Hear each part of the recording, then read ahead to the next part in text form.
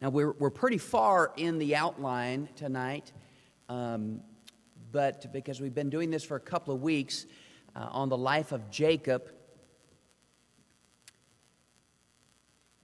in the book of Hebrews is where we're at, actually, but we're studying the book of Genesis because Hebrews 11, talks about all the folks in the Old Testament, the patriarchs, who had faith. And it says in Hebrews 11:21, by faith, Jacob, when he was dying, blessed both the sons of Joseph and worshiped, leaning upon the top of his staff. And so that talks about the faith he had when he was dying, but we're looking at his life and how his faith is being built. And so we are at point number 6 tonight in our notes. If you're following along there, we're in Genesis chapter 35, but number 6 in our notes is the obedient patriarch. The obedient patriarch. Letter A is the returns. And are we okay on the outline here? It's not up here? It should be on the PowerPoint. The returns. All right, so he's going to make a couple of different returns. The very first one is to Shechem, and you see that in chapter 33. I said 35, but you should have read my mind rather than listening to my mouth.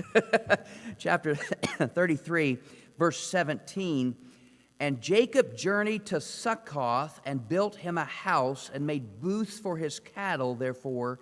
The name of the place is called Succoth. And Jacob came to Shalem, a city of Shechem. Now, we read that last week, and that was when Jacob and Esau were going to come together. They were going to meet, and Esau invites him home. He says, hey, why don't you come home with me? He says, you go ahead. I'll meet you there. Instead, Jacob goes a different route, and so he returns to Shechem.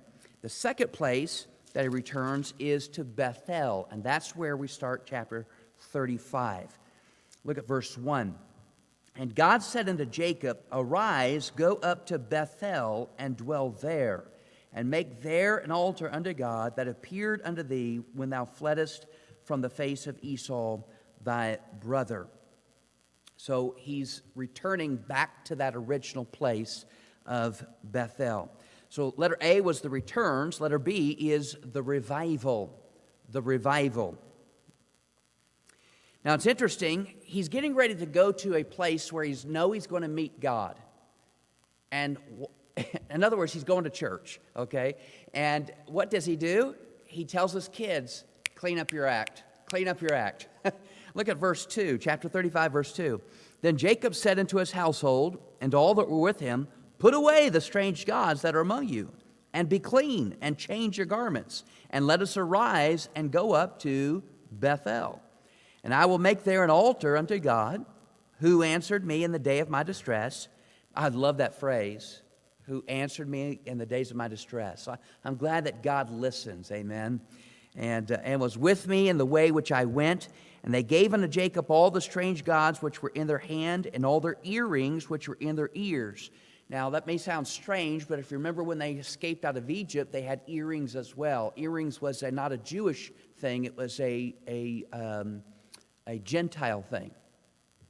Nothing sinful against earrings, but it was just a decoration that they wore, which were in their ears. And Jacob hid them under the oak which was by Shechem. And they journeyed, and the terror of God was upon the cities that were round about them, and they did not pursue after the sons of Jacob. And it's interesting. Look at verse 6. Jacob came to Luz, which is in the land of Canaan, that is Bethel, he and all the people that were with him. And he built there an altar and called the place El Bethel, because there God appeared unto him when he fled from the face of his brother. So God, the church of God, if you will. So that was the revival. And then let us see the revelation. The revelation. Now, he's already been told a couple of times already that his name, Jacob, was going to be changed to Israel. Here is a reiteration of that. Look with me at verse 9, and God appeared unto Jacob again when he came out of Paddan Aram and blessed him. God said unto him, Thy name is Jacob. Thy name shall not be called any more Jacob, but Israel shall be thy name. And he called his name Israel. And here's where we see El Shaddai. Verse 11, God said unto him, I am God Almighty, which is in Hebrew El Shaddai. So we see the revelation. It reveals to him once again his new name. All right, so we saw the obedient patriarch. Number 7, we see the brokenhearted. The brokenhearted. Letter A, the funerals. The funerals. Now, anytime someone dies, it's a sad situation. Here, Jacob is getting older. His kids are getting older. And he's known some of his family members and people that are with him for a long, long time. And it hurts when you lose someone. I texted about an hour and a half ago Jerry, because today on the calendar is Rocky's birthday. And so I texted Jerry a little while ago, said I'm glad I got to know him for 4 years. And so death is a difficult thing. Well, here we're going to see some funerals. First of all, number 1, the death of Deborah. The death of Deborah. Look at chapter 35, verse 8. But Deborah, Rebekah's nurse, died, and she was buried beneath Bethel under an oak, and the name of it was called Alan Bakuth. And then, number 2, the death of Rachel. The death of Rachel. Now remember, Jacob had not only Rachel as his wife, but also had Leah. But which one did he love? Rachel. In fact, it says that over and over. Now, he had 2 other ladies in his life, Zilpah and Bilhah. But watch what he does here when Rachel dies. Look at verse 16. And they journeyed from Bethel, and there was but a little way to come to Ephrath. And Rachel travailed, and she had hard labor. All right, so she's pregnant. There's complications. It came to pass when she was in hard labor that the midwife said unto her, Fear not, thou shalt have this son also.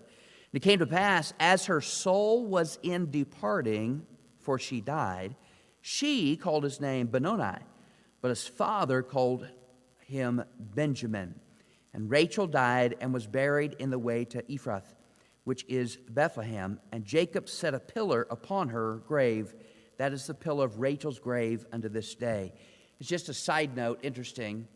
He had a pillar for Rachel, but when Leah died, there was no pillar. Just interesting. But anyway, the death of Deborah, the death of Rachel. Number 3, the death of Isaac. The death of Isaac. This same chapter, not only Deborah dies, Rachel dies, but his daddy dies as well. Skip down to the end of the chapter. Look at verse 27.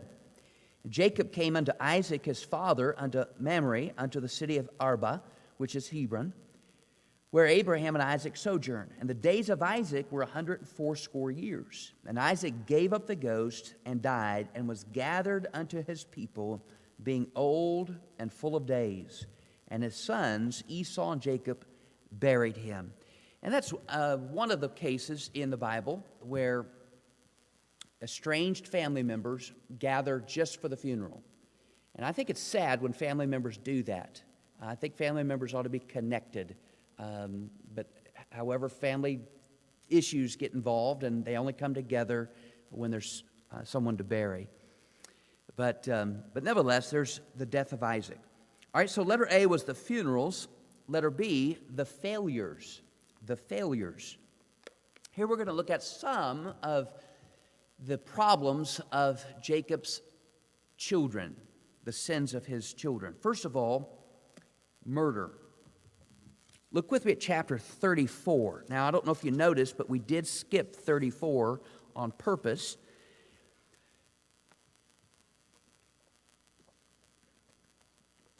But we're going to go back there now.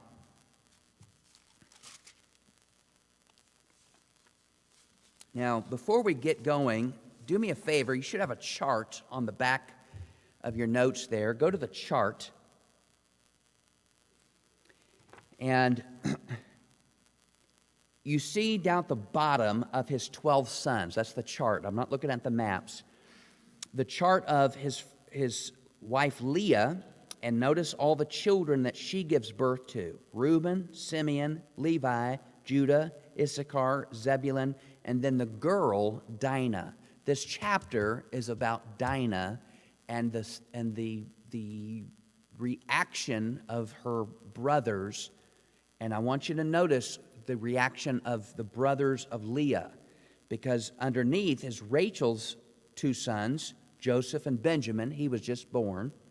Also the concubines, the two sons of Zilpah, Gad and Asher, and the two sons of Bilhah. But I want you to notice when Dinah is, something happens to Dinah in this chapter, that the reaction comes from the brothers of Dinah, not the half-brothers. Okay? So let's get back to the notes, which I lost my place. Where am I? Okay. I'm not there. Okay, here we go. So let's go to chapter 34. Then we see letter A, the sensual. The sensual.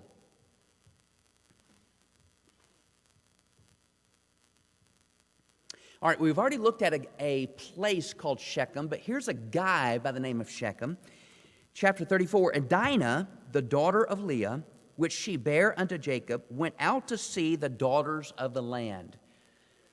And when Shechem, the son of Hamor, the Hivite, prince of the country, saw her, he took her and lay with her and defiled her. So there was a sensual act there. She should not have been there, particularly by herself, and she wanted to see the ways of the world, and she quickly found out. So we saw the sensual, then we see letter B, the suggestion. The suggestion. Now, I'm not going to take time to read all of this because it goes on for the next 10, 11 verses, but basically Shechem says, I want to marry her. I love her. And makes a suggestion saying, you name the price, I'll do it. And so the guys agree to it. In fact, look at verse 3. I'll just skim here a little bit. And his soul clave unto Dinah, the daughter of Jacob, and he loved the damsel, and spake kindly unto the damsel. And so in verse 4, he says, give me the damsel to wife. So he's wanting to marry this woman. And so Jacob hears of it, verse 5, and the sons of Jacob, or Dinah's brothers, were in the field. You see that in verse 5. Jacob holds his peace until the brothers get there to see what they want to do. Notice the phrase, verse 5, it says sons. Notice the phrase in verse 7, the sons of Jacob. Okay, so that's talking about Dinah's brothers. And then we see number C, the subtlety. The subtlety.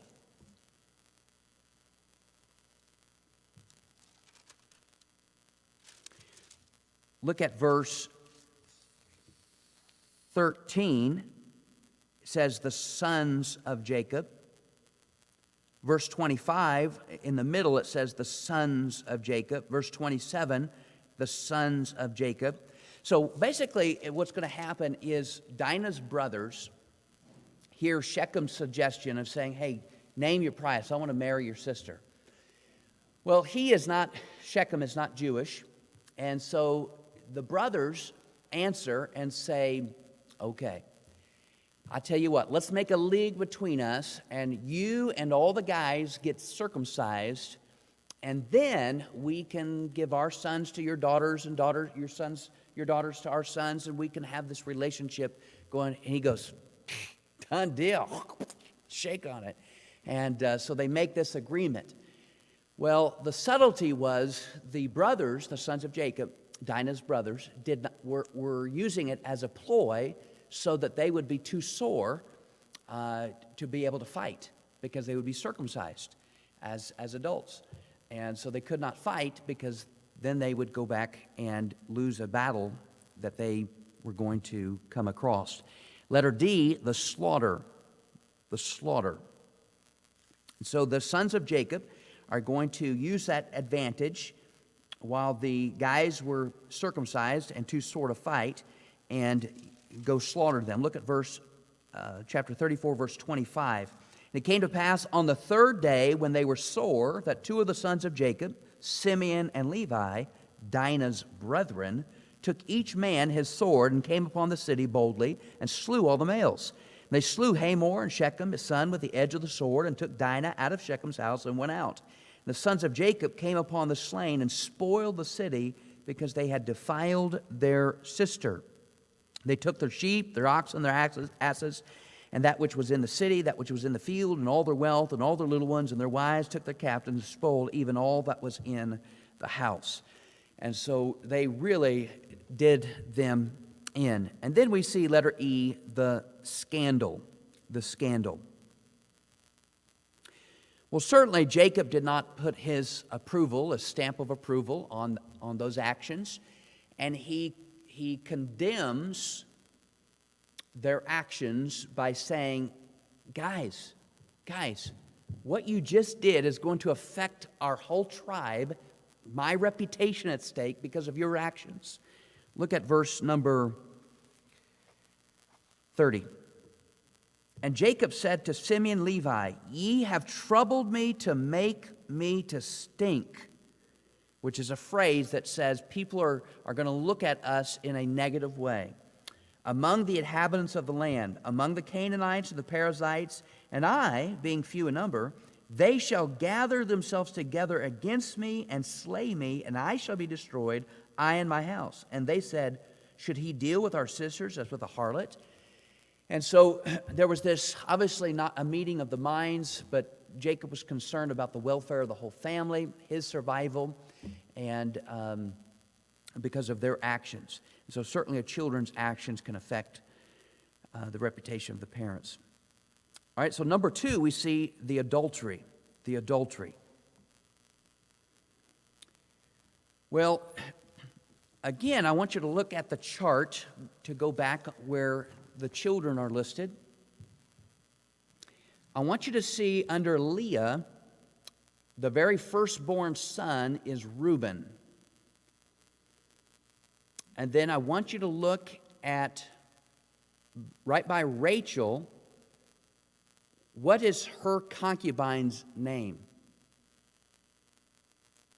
Bilhah. Now notice that Leah's concubine is Zilpah. Just notice that. All right, so let's go to our notes here. Go to verse number 21, chapter 35. We're in chapter 35 now. Look at chapter 21. And Israel journeyed and spread his tent beyond the tower of Edar. And it came to pass when Israel dwelt in that land, that Reuben, that's Leah's son, went and lay with Bilhah, his father's concubine. Now, it wasn't his mother's handmaid, it was Rachel's handmaid. And Israel heard it. Now the sons of Jacob were 12. I just think it's interesting, the family dynamics, that he would not lie with his mother's handmaid, but with Rachel's handmaid, he had no problem with it. It's interesting. All right, the third sin that we're going to look at is immorality and hypocrisy. Immorality and hypocrisy. Let's go to chapter 38 for this one. Chapter 38.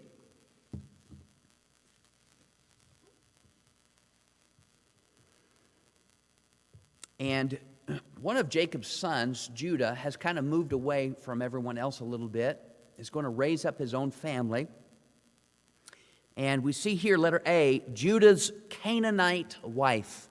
Judah's Canaanite wife. Chapter 38, look at verse 1. And it came to pass at that time that Judah went down from his brethren and turned into a certain Adulamite, whose name was Hira.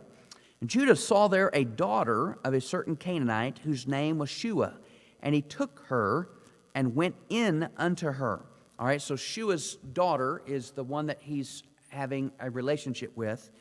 She conceives, bears a son, calls his name E-R. You see that at the end of verse 3. She conceived again, bare a son. She called his name Onan. And she yet again conceived, bare a son, and called his name Shelah.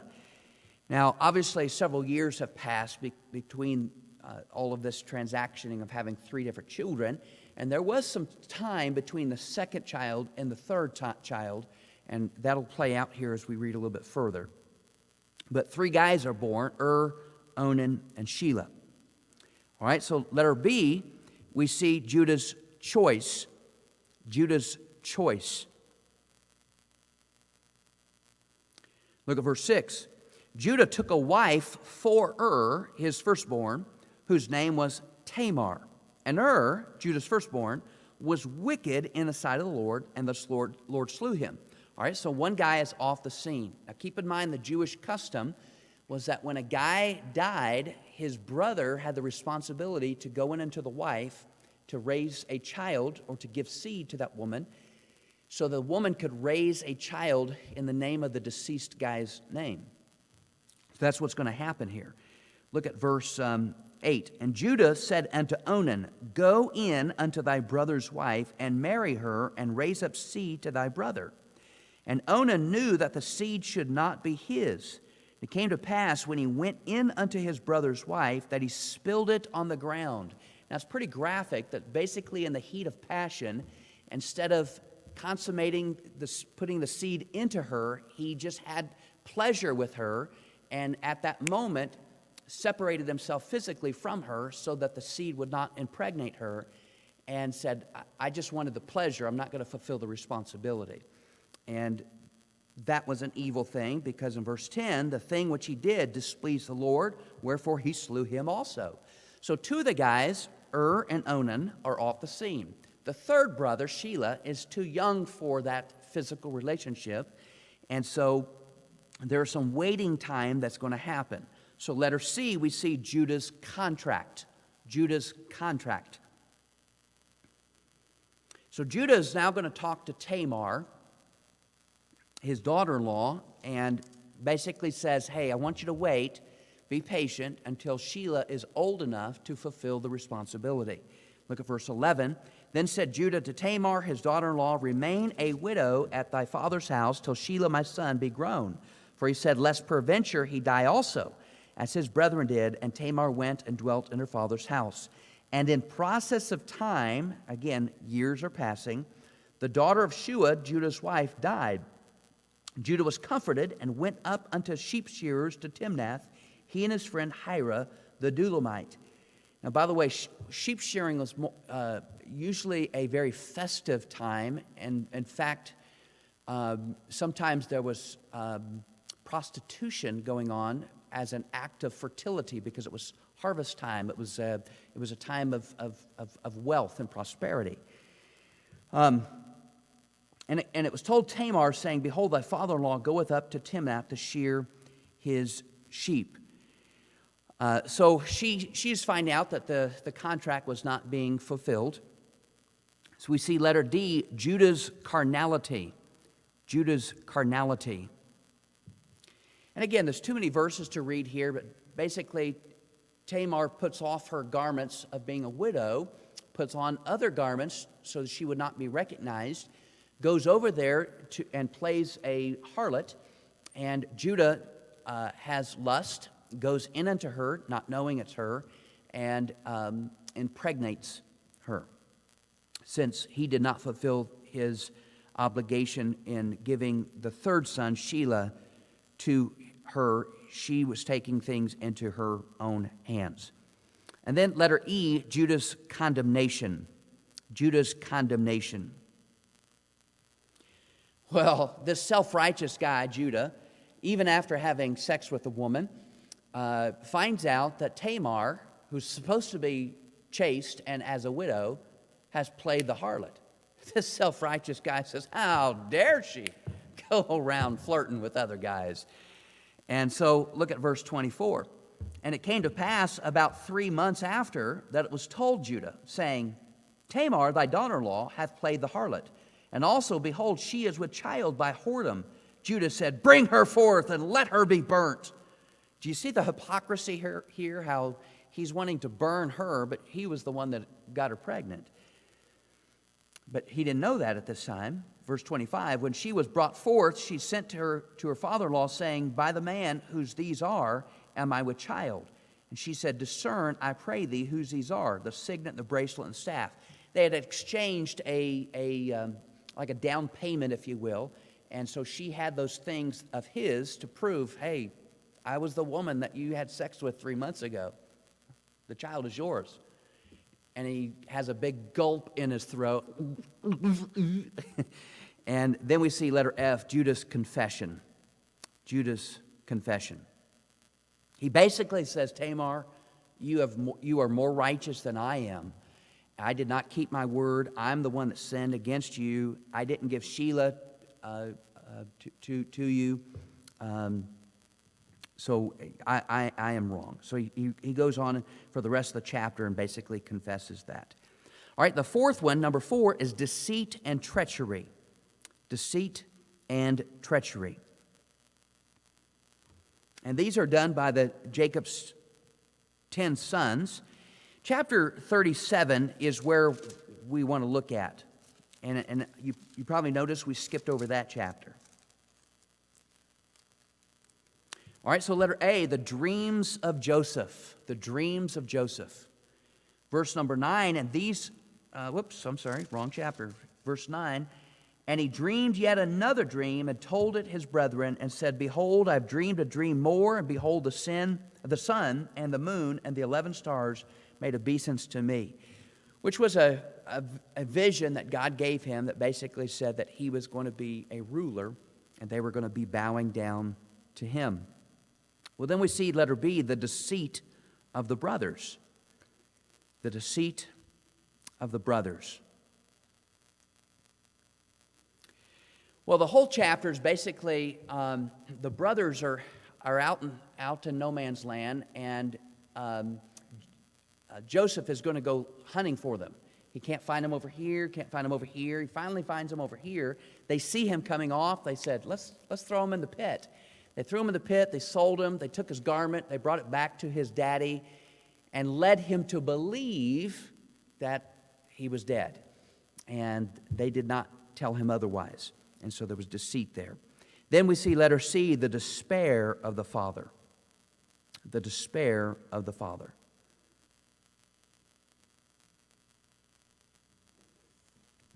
And of course, he grieves there. I think I have verse 36 as the note, but it's verse 34. Jacob rent his clothes and put sackcloth upon his loins and mourned for his son many days. All right.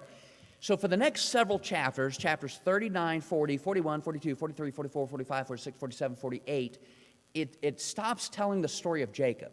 Now, Jacob's mentioned, sprinkled throughout, but the main emphasis is not Jacob, but Joseph.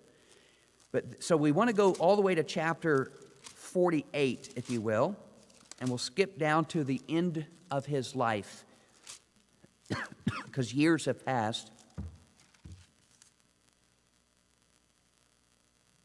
And now we see number 8 in our notes here. By the way, you remember there was a famine in the land, and Joseph was elevated into a position.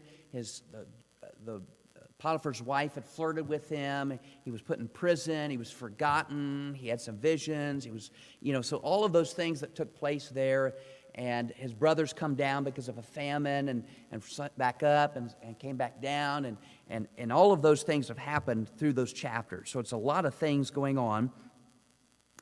But look at chapter 48, verse 1. And it came to pass after these things that one told Joseph, behold, thy father is sick. And he took with him his 2 sons, Manasseh and Ephraim. So Joseph by now has had 2 sons. Manasseh is the oldest one. Ephraim is the youngest one. And that's important. Manasseh is the oldest. Ephraim is the youngest. Their daddy, Jacob, is now older, and he's getting close to death, so they think. So now go to chapter 49. Verse 1, and Jacob called unto his sons, because he thinks he's dying here, and said, gather yourselves together, that I may tell you that which shall befall you in the last days. And so they're getting together, and he's going to try to bless them.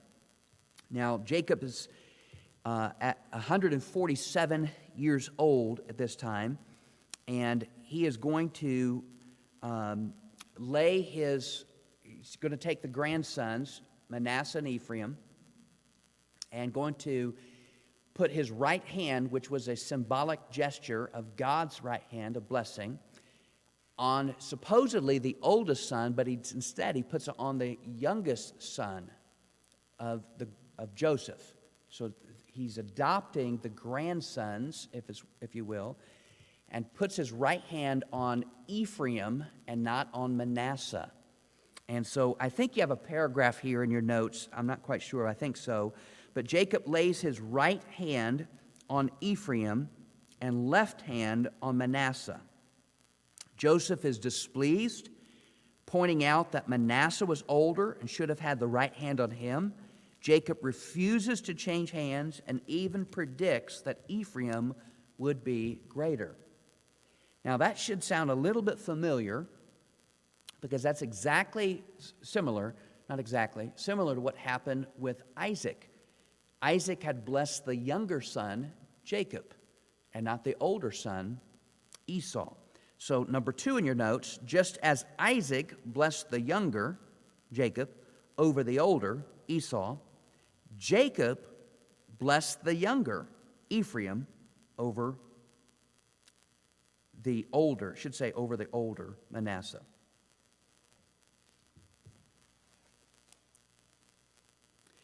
Now, interesting enough, now don't lose the train of thought here, because we're going to come to an end. I'm going to show you a couple of neat things you probably never saw before, because it's an easy thing to miss. Do you remember when Isaac was old and he was seemingly disoriented and couldn't see Jacob, and there was deceit, and Jacob deceived him with hairy arms and all that, and it seems like that disorientation was there, and it seemed like there was deceit going on, but what was supposedly deceit and disorientation, God calls faith. So I think in your notes there, even though it seems like deceit and disorientation was the reason why both of these events were done, the Bible says it was of faith. Now, that's interesting.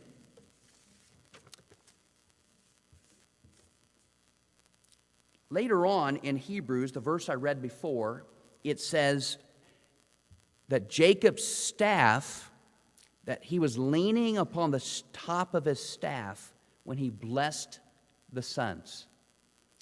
So Jacob's staff, and I think that's a blank in your notes there, Jacob's staff was a reminder of his encounter with the Lord. Do you remember when Jacob was changed, his name was changed to Israel? It was when he encountered with the Lord. He wrestled with the angel all night. And it was his first time that his name was going to be changed from Jacob to Israel. And that staff constant was a reminder of his encounters, relationship with the Lord, and the promises that God gave him. So the longer that he had the staff, the longer he was reminded that God keeps his word. And sometimes what we think is a weakness is a strength in our faith. Sometimes what we think is a problem can be a blessing. And so the staff was a huge blessing in his life in helping develop that faith. I want to show you a couple of phrases here. Go back with me to chapter 30 as we wind this up. Chapter 30. Watch this. I'm not sure. I've read it, and I'm not sure if I've ever studied it out before. I don't remember doing it, but as I was preparing for this, it seemed new to me. So maybe it's new to you as well. Look at chapter 30, verse 3. This is Actually, look at verse 1. When Rachel saw that she bare Jacob no children, Rachel envied her sister and said unto Jacob, give me children, or else I die. Of course, there was anger. Verse 3, she said, behold, my maid Bilhah, go in unto her, and she shall bear upon my knees, that I may also have children by her. Do you see that phrase? That Bilhah was going to bear upon her knees. Flip over to chapter 48. Look at this. Chapter 48. This is neat. I like this. Look at verse. Now, just as Rachel was going to adopt the son of Bilhah, which was Dan, here Jacob is going to adopt his grandsons, Ephraim and Manasseh, or the sons of Joseph. Look at chapter 48, verse 5. And now thy two sons, Jacob's talking to Joseph, Ephraim and Manasseh, which were born unto thee in the land of Egypt, before I came unto thee into Egypt, are mine. As Reuben and Simeon, they shall be mine. So he's adopting them. Look at verse 12.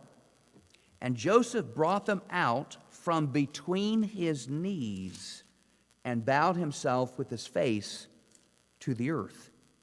Look at one other reference, chapter 50, Genesis chapter 50. Just as Rachel had adopted Dan through Bilhah, just as Jacob would adopt Ephraim and Manasseh, his grandchildren, as his own kids, here Joseph is going to adopt Machir, which would be his grandson, the son of Manasseh. Look at Genesis chapter 50. Look at verse 23. And Joseph saw Ephraim's children of the third generation. The children also of Machir, the son of Manasseh, were brought up upon Joseph's knees. It's a phrase, it's a Jewish custom. To bring up upon someone's knees means I am bringing them into my arms. I am bringing them into I'm going to count them as though they're from my loins. I'm adopting them. And even though Joseph was upset because the younger son did not deserve the blessing, I want to make an application here. Neither do I deserve the adoption of sons. Neither do I deserve to be brought up or brought into God's family. And anybody who's saved can understand, I don't deserve that. I don't deserve that at all. But we see here, even in the Old Testament vernacular, by the way, it's interesting, even today the Jews will bless someone if they have two sons. They don't say, I hope your sons are like Jacob and Esau. May your sons be like two other guys. No, they'll say, may God favor you to be like Ephraim and Manasseh. That's the saying of the Jews even today, because they were blessed and brought up, even blessed by Jacob. And so that saying came even true today as taking them as an heir. I'm glad that I'm an heir of God. I'm glad that I'm adopted. I'm glad that Jacob had faith to even envision all this. We see weaknesses through his life, certainly. Don't we all have weaknesses? But we see a man, how God gave a weakness of a hurt hip through the years. And it helped him remind him of the difficulties, certainly, but of the promises that God was going to keep his word. And certainly we see the blessings as God gave fulfillment, even through Joseph, his prophecies, and all of those things that transpired in the book of Genesis, how Jacob's faith is a blessing to us today. And may God help us to develop our faith, even through the difficult times of life. And may God help us to do that. Let's close in prayer. Father, thank you for the blessings of life. But Lord, thank you also for the difficult times. During the times, those hard times, we don't like them. But Lord, we can look back and we know that you were there. We know that you keep your word. You've promised not only Jacob, but you promised us several things. You promised that you'll be with us, that you'll never leave us nor forsake us. You promised, God, that you would give us comfort and wisdom, dear God, if we lean upon you, and grace to help in time of need. And certainly all of us have lives in the past where we can look back and say, yes, you were there. yes, you fulfilled your promise. And so, Lord, help us through the events of the present day and in the future. Whenever we go through difficult times, may we remember the hurt hip of Jacob. May we remember the hard times in our life and how you were constantly there and how you're constantly fulfilling your word and that you are trustworthy. Thank you for the adoption of sons and that we are brought into the family of God. We do not deserve it, but you have blessed us richly, and we count our blessings tonight. Thank you for these faithful people. Bless them, I pray. In Christ's name, amen.